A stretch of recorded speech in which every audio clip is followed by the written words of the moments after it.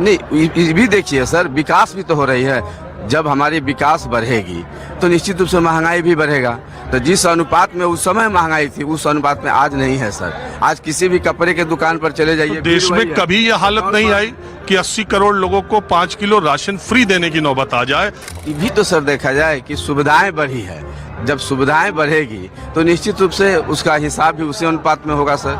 आज अच्छी सड़कें हो गई, 24 घंटा बिजली मिल रही है, महंगाई कहाँ है सर। चलिए शुरू करते हैं। तो क्या अमित शाह जी का कार्यक्रम से आपको क्या समझ में आया? हाँ, अमित शाह का कार्यक्रम देख रहे हैं और समर्थन भी है उसका। जो बोले हैं उसमें क्या समझ में आया?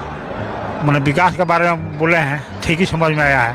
वो पार्टी हैं, हम वो पार्टी हैं। बीजेपी मोदी भगत है। भगत है? हाँ, पहले भी बीजेपी के थे कि इधर ही हुए? ना 10 साल से हुए, 10 साल से हुए हैं। 10 साल से ही भगत हुए? पहले किधर थे? पहले थे लालू के पास।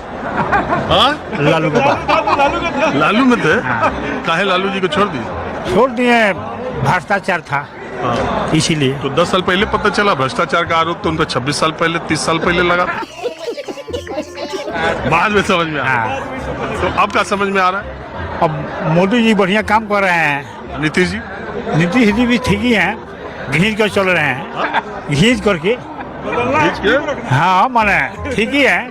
नहीं तो अब तो फिर चुनाव आ गया तो समर्थन करेंगे हम लोग। अच्छा, बिना नीतीश जी के बीजेपी नहीं चल पाएगी? नहीं चलेगी, नहीं चलेगी, क्या नहीं चलेगी। अरे वो ठोक दिए तो बदल। अरे यार, गियर ठोकने पर बदल ना गियर तो हम लोग खुद लगाते हैं। कि बीजेपी अकेले दम पर भी बिहार में कोशिश कर सकती है। आपको लगता है बीजेपी अकेले अभी स्थिति आई है?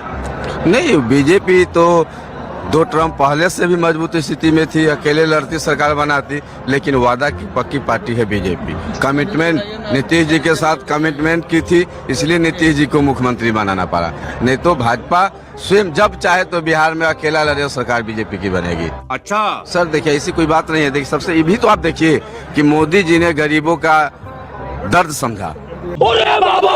आप गैस सिलेंडर उन्होंने दिया, 5 लाख का इनको देने दी, 5 लाख का इलाज उन्होंने देने का काम किया, गरीबों को मुफ्त अनाज देने का काम किया। सर, जो महामारी अभी हुआ कोरोना, यदि मोदी जी नहीं होते, गरीब सर खाने बाहर मर जाता बिहार के लोग। क्या बात करते हैं भारत के। आज मोदी जी फ्री में अनाज दे रहे हैं। हमें, हमारी माँ बहने को चूल्हा पर लकड़ी से भोजन बनाने में धुआं खा करके शरीर में टीबी की बीमारी हो जाती थी। आज मोदी जी ने गरीबी को उन्होंने दर्द को समझा, गैस सिलेंडर दिया, आज टीबी की बीमारी हमारे बिहार से हटा है। मुझे क्रेडिट नहीं चाहिए। आपने ये कहा बिल्कुल सही बात है कि उज्ज्वला योजना के जरिए गरीब महिलाओं को गैस सिलेंडर मिला और 80 करोड़ लोगों को 5 किलो राशन मिलता। लेकिन इसका दूसरा पहलू ये है कि जब मोदी जी आए थे तब एक गैस सिलेंडर कितने का था और आज वही गैस सिलेंडर कितने का है? बोल नहीं, ये भी देखिए सर, विकास भी तो हो रही है। जब हमारी विकास बढ़ेगी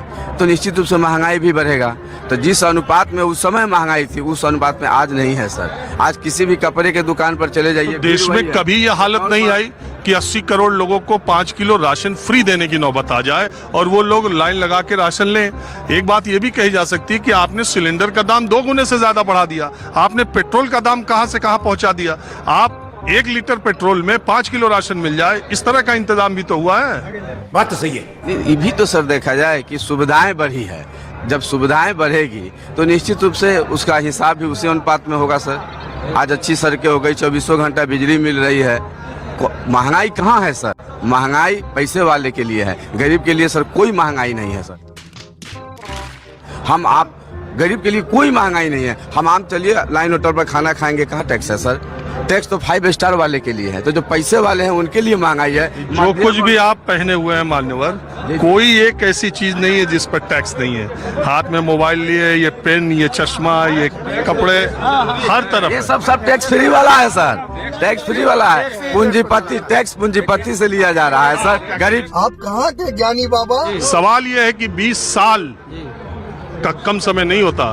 2005 में सोना 6,000 रुपए का 1 तोला था। आज 92-90 हजार रुपए एक तोला जा रहा है, 15 गुना सोने का दाम बढ़ा है। तो अगर 2005 का ही गाना बजाते रहेगा आदमी, तब तो काम उसका हो लिया। ये बड़ी अच्छी बात। सर आप ये बताइए कि उस दौर में जब मैंने 6,000 रुपया भरी सोना था, तो एक गांव में कितने लोग आभूषण पहनते थे, और अब लदे और आज कितने लोग पहनते हैं? अब लदे हुए, लदे नहीं हुए तो क्या है? देखिए आप, भाजपा में न है। भाजपा की बात नहीं है सर। और बात रह गई सर जंगल राज।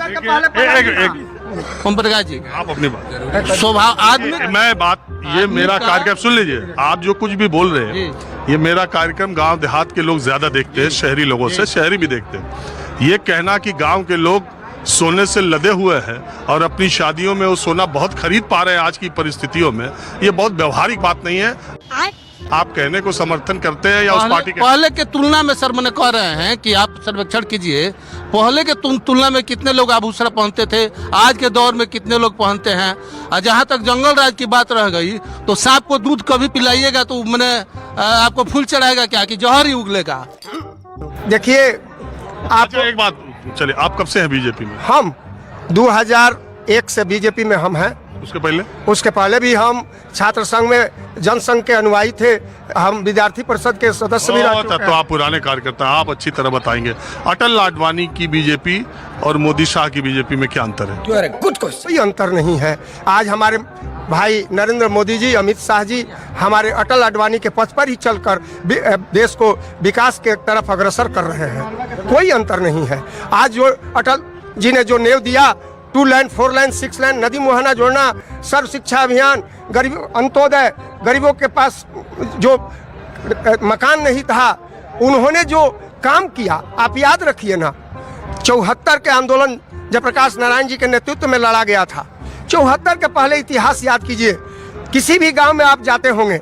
तो दोस्तों वीडियो में बस इतना ही। दोस्तों आप इन लोगों की महंगाई के ज्ञान पर क्या सोचते हो, हमें कमेंट बॉक्स में ज़रूर बताएं। और अगर आपको इसी तरह की वीडियो देखना पसंद है तो चैनल को सब्सक्राइब और वीडियो को लाइक ज़रूर करें।